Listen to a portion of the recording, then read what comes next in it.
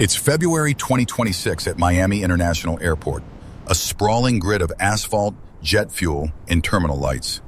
A driver reaches the exit plaza of the airport's main parking garage, expecting a routine departure. The entire process is designed to be automated, frictionless, and entirely devoid of human intervention. A ticket is inserted into the payment terminal to trigger the inductive loop that opens the exit gate, but the machine fails to process the payment or even acknowledge the transaction. Instead of a receipt, the terminal screen flickers and then goes dark for several seconds. A moment later, a single error message appears in a generic system font: complete failure. Behind the car, a line of idling engines begins to stretch back into the concrete darkness of the garage structure. Exhaust fumes begin to fill the enclosed space as the queue of frustrated travelers grows longer. The reinforced steel gate remains locked in place, a physical manifestation of a software deadlock. The Miami-Dade Aviation Department has a problem that cannot be fixed by a simple reboot. This isn't a temporary glitch or a localized hardware error that can be bypassed by a manual override. It is the start of a total operational collapse of the primary revenue and exit infrastructure for thousands of people. The very software designed to streamline movement has suddenly become a physical barrier to the outside world. Travelers are now trapped inside a multi-million-dollar facility by a digital error they can neither see nor touch. This is the cold reality of brittle municipal software in an era of total automation.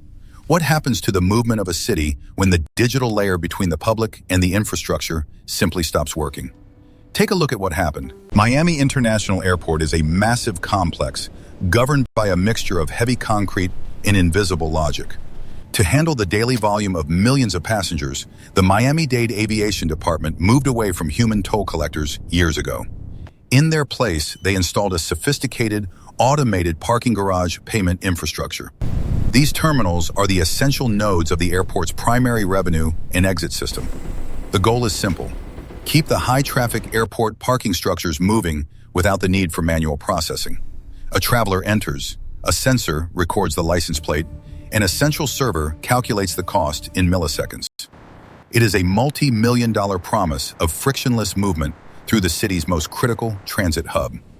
Behind the scenes, the life of the system exists within the airport's climate-controlled server rooms. Thousands of lines of proprietary code manage the response of the reinforced steel gates at every exit plaza. This digital layer is the only thing connecting the driver to the open street waiting outside. The operating company markets these automated municipal and transit interfaces as the peak of modern efficiency. But as the infrastructure grows more complex, the software managing its movement becomes increasingly brittle. The entire system is only as strong as the invisible handshake between the payment terminal and the gate controller. When it works, it is the silent, efficient pulse of the airport's complex logistics. By February 2026, the Miami-Dade Aviation Department was processing thousands of automated exits every single hour. It was a system designed to never stop, and because of that, it had no plan for what to do if it did. The complete failure was not a one-day outage that could be swept under the rug by public relations. The status persists through the month of February and stretches deep into the middle of March. For 8 full weeks, the primary revenue and exit infrastructure at MIA remains completely incapacitated. Thousands of travelers find themselves in a state of operational paralysis, unable to leave the airport grounds. The software doesn't just glitch, it creates a deadlock in the physical world that holds cars in place. The problem is systemic, and as investigators would soon discover, it isn't isolated to the state of Florida. In October 2025, South Dakota IT officials experienced a 2-day IT blackout across all state government offices. The cause of the statewide collapse wasn't a sophisticated exploit or a foreign intelligence operation. According to official reports, the catastrophic failure was caused by mislabeled wires. A single physical labeling error in a remote server rack brought down an entire state-level network. By February 11th, external pressure begins to mount as a series of cyber attacks disrupt local government payment nodes. The digital layer of the American city is being squeezed by both external interference and internal negligence. At Miami International, the private operating company finds itself unable to force a restoration of service. The frictionless automation they sold to the county has become a multi-week cage for the public. The gates remain down because the code that commands the motors has effectively ceased to function. A multi-million-dollar facility is now a hostage to a flickering screen reading, "Complete failure." The failure at MIA isn't just a local headache for the Miami-Dade Aviation Department or the stranded drivers. It's a signal of a deepening crisis in how we manage automated municipal and transit interfaces. On February 11th, a series of coordinated cyber attacks begins to disrupt payment nodes across multiple local governments. Public officials are forced into a defensive crouch as their revenue streams and public services go dark. In San Francisco, the Board of Supervisors moves to acquire PG&E assets in a desperate bid for stability. They are seeking to establish a public power system after a string of private infrastructure failures and outages. They want to reclaim control from a private operating company that seemingly can't maintain its own hardware. Meanwhile, back in Florida, the airport's primary revenue remains locked behind an unresponsive dark screen.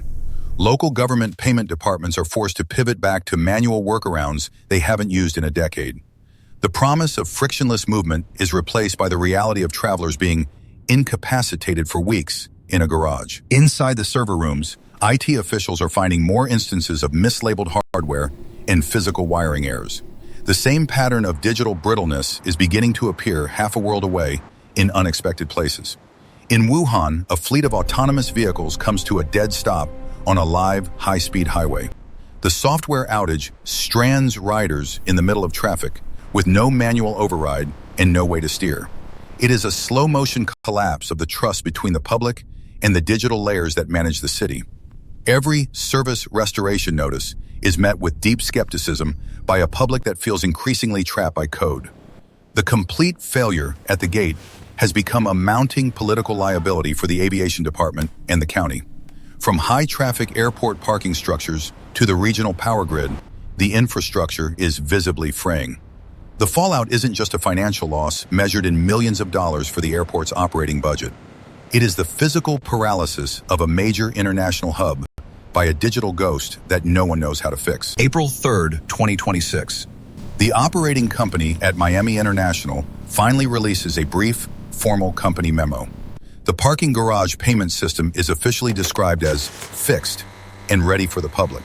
For the aviation department, the 8-week deadlock of their revenue gates is finally over. But the restoration of service at the airport is quickly overshadowed by events elsewhere. Less than 24 hours later, a major highway in Wuhan becomes an immobile, concrete parking lot. A massive software outage in a robotaxi fleet strands riders in the middle of high-speed traffic once again. There is no manual override for a digital ghost that decides to stop in the center lane of a freeway. In South Dakota, IT officials are still auditing the server racks that caused their own state-level blackout. They confirm that the failure wasn't a sophisticated attack, but a basic, preventable human error. In a quiet server room in Pierre, a technician reaches into a dense, tangled cluster of yellow wiring. He is not holding a laptop or a specialized diagnostic tool, but a pen and a small strip of white adhesive tape. He carefully wraps a handwritten label around a single yellow wire to ensure it isn't pulled by mistake. It is the final, primitive safeguard for a billion-dollar infrastructure that has forgotten its